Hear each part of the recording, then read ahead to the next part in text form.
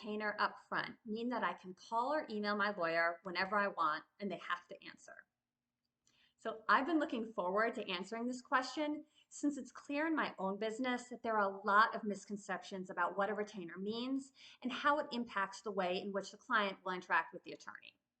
After you watch this video, I'd encourage you to also check out some of my earlier videos on retainers to get a better general understanding of their purpose and your rights with respect to the money you deposit.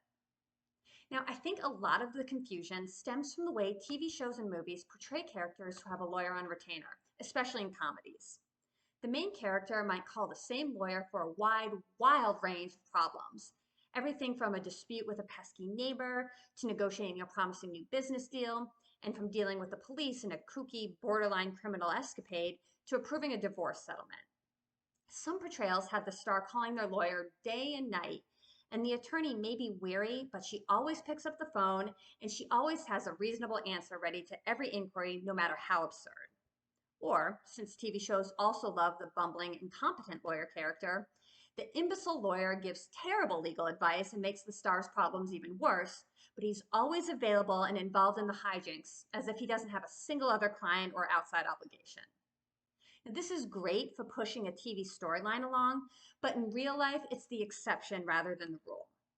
Most attorneys are at least fairly specialized in their practice area, so a corporate attorney isn't going to be well suited to advise you on family law matters.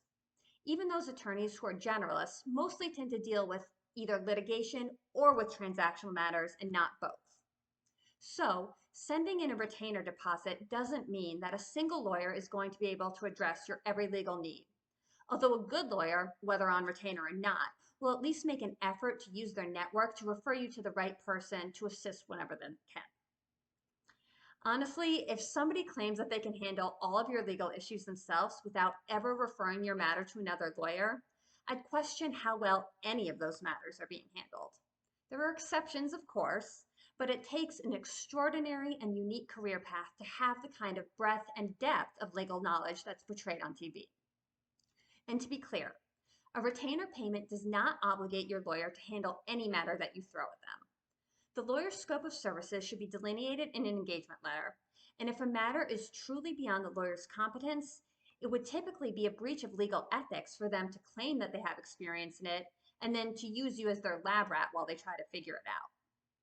Likewise, you should be at least a little wary of any lawyer who always picks up the phone on the first ring and always has an unwaveringly confident answer to every question you ask, no matter how far removed it is from the lawyer's primary practice area.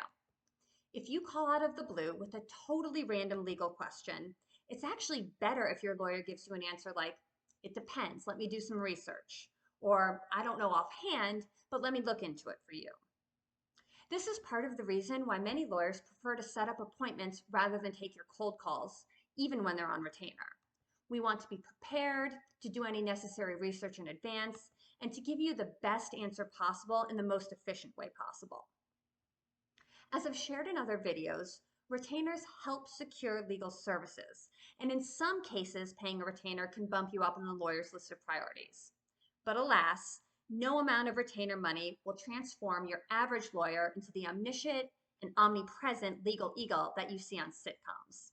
Sadly for all of us, that remains a fictitious ideal.